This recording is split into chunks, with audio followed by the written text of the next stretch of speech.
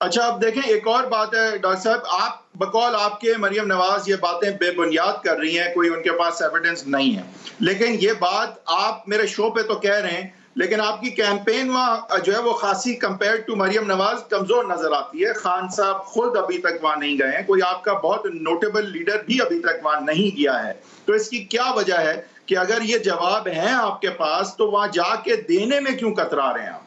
गंडापुर साहब is the face of PTI, मतलब क्या वही रह गए हैं आपके लिए बात करने के लिए?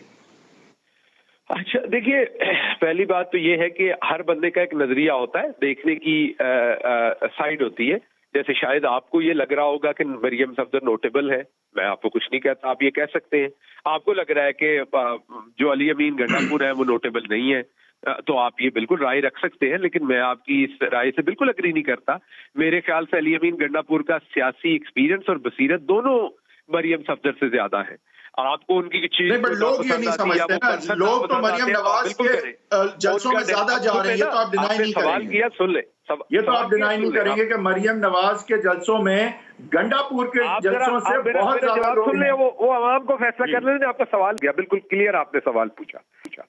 अब देखिए, आपको याद होगा गिलगित बल्तिस्तान में भी इलेक्शन हुआ था, वहां पर बिलावल भी मौजूद थे, मरियम सफदर भी मौजूद थी। इन दोनों ने जलसे किए थे।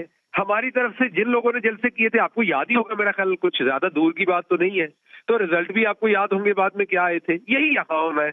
और मैं आपको अगली बात बता दूं, यहाँ पर भी इन्होंने यही रोना है। वो जमात जिसके उम्मीदवार ही नहीं थे जीबी में, उन्होंने बाद में कहा कि हमारे साथ धांधली हुई। ये तो हालत है, जो रेस में दौड़ा ही नहीं वो कहता मेरे साथ धांधली हुई है। इसी तरह पीपल्स पार्टी के 7 या 8 उम्मीदवार हैं पूरे कश्मीर में। अभी आप देखिएगा इलेक्शन होगा, वो कहेंगे हमारे साथ धांधली हुई। इसी तरह नून लीग के लोगों ने टिकटें वापस कर दी हैं और वो कहेंगे हमारे साथ धांधली हुई है। तो ये आप अली अमीन गंडापुर काफी है इनके लिए। हाँ, इलेक्शन के बिल्कुल करीब जाके प्राइम मिनिस्टर का भी प्रोग्राम है चक्कर लगाने का, लेकिन आप ये जमा खातर में सारे लोग रखें कि अली अमीन गंडापुर ने गिलगित बल्तिस्तान में भी मोहतरमा की जो फेक कैंपेन थी वो सारी एक्सपोज की थी। अली अमीन यहां भी कर लेंगे। वजह क्या है? वजह ये कि मोहतरमा झूठ बोलती है, सिर्फ झूठ बोलती है, और तब झूठ नहीं बोलती जब वो नहीं बोल रही होती। लेकिन ये बात ज़हन में रखिए, जब वो नहीं बोल रही होती तब वो झूठ बोल रही होती। ये बात जो लाखों लोग उनके जलसों में आ रहे हैं, वो तो ऑब्वियसली इससे आमादा नहीं है। तो आपके तो जलसे उस तरह के वहां नहीं हो रहे ना, क्योंकि आपका कोई अली अमीन के अलावा कोई वहां है नहीं। तो आप कब जा रहे हैं वहां? आवाम ने इनके 5 साल देख लिए, कश्मीर में इनकी हुकूमत थी। आज ये कश्मीर बेचने और खरीदने के अलावा जो उनके बाप ने अच्छी तरह से किया हुआ बेचने वाला काम, उसके अलावा इनके पास अपनी कारकर्दगी दिखाने को तो कुछ नहीं है। क्या एक तकरीर में मरियम सफदर ने वहां बताया कि पिछले 5 साल में नून की हुकूमत ने वहां क्या कारकर्दगी दिखाई? ये 5 साल की हुकूमत करके कश्मीर में वापस जा रहे हैं, तो इनको तो बताना चाहिए था कि आपके लिए हमने ये काम किए जो पहले नहीं हुए थे। अच्छा, ये बता दें मुझे गिल साहब कि ये कोई मौजू वक्त था इलेक्शन से इतना पहले, अभी प्राइस जो है ₹5.5 फिर पेट्रोल की बढ़ा देना, और वहां पे मरियम नवाज जो है वो प्राइसों की बात कर रही हैं कि किस तरह से 30,000 में जो है पहले जिस तरह जिंदगी गुजारी जाती थी आज नहीं गुजारी जा रही, महंगाई हर चीज की हो गई है। उन्होंने तंजिया ये भी कहा कि खान साहब को तो इसलिए नहीं फर्क पड़ता क्योंकि वो साइकिल पे दफ्तर जाते हैं।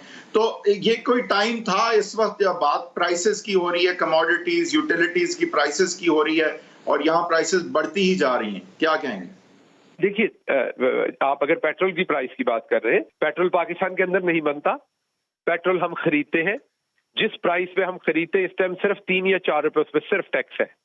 और मुस्लिम लीग नून के जो आखिरी 6 महीने थे उसमें कम से कम टैक्स 21 रुपए था किसी एक महीने में भी, आखिरी 6 महीने जो इनकी हुकूमत के थे। गवर्नमेंट का जो टैक्स था गवर्नमेंट ने उड़ा दिया। बाहर से जो तेल खरीद रहे हैं वो अगर ऊपर जाएगा, हो सकता है अगले हफ्ते और ऊपर जाए, हो सकता है नीचे चला जाए। अगर ऊपर जाएगा तो तेल ऊपर करना पड़ेगा, नीचे जाएगा तो नीचे करना पड़ेगा। तो पेट्रोल की प्राइस तो इंटरनेशनल मार्केट के साथ रखते हैं। हाँ, जो गवर्नमेंट का इसमें टैक्स होता था वो 25 रुपए तक भी जाता था, उसको गवर्नमेंट ने बिल्कुल ऑलमोस्ट जीरो कर दिया, क्योंकि गवर्नमेंट के पास वही स्पेस थी। और उसी स्पेस की वजह से जब इंडिया में 17 रुपए पेट्रोल बढ़ा एक महीने के अंदर 17 दफा, 17 रुपए कह दिया मैंने माजरत के साथ, 17 दफा पेट्रोल बढ़ा तो हमने उस टाइम पेट्रोल को एक ही प्राइस के ऊपर रखा, नहीं बढ़ाया, क्योंकि हमारे पास वो टैक्स का क्वेश्चन था जो हमने बर्दाश्त कर लिया। अब हमारे पास टैक्स का क्वेश्चन नहीं है, इंटरनेशनल मार्केट से हम खरीदते हैं तेल, पाकिस्तान तेल आपका प्रोड्यूस नहीं करता। कॉन्फिडेंस कहां से आ रहा है कि ना कोई बिग टिकट पीटीआई का लीडर वहां जा रहा है कैंपेन करने के लिए, प्राइसेस भी आप बढ़ा रहे हैं इस टाइम पे इलेक्शन से पहले, ये आपका कॉन्फिडेंस कहां से आ रहा है, या do you not really care about the AJK elections? नहीं, देखिए दो बातें मेरे ज़हन में, दो बातें ज़हन में रखिएगा। जो बात बिल्कुल मेरिट पे है ना, वो अच्छी हो या बुरी हो, आपको आवाम से सच बोलना चाहिए, झूठ नहीं बोलना चाहिए हुकूमत किसी को भी। उसका सच बोलने पे आपको नुकसान भी हो तो वो अच्छा होता है शॉर्ट रन में, लॉन्ग रन में, क्योंकि शॉर्ट रन में आपको नुकसान होगा, लॉन्ग रन में लोगों को पता होगा आपने सच बोला कम अज कम।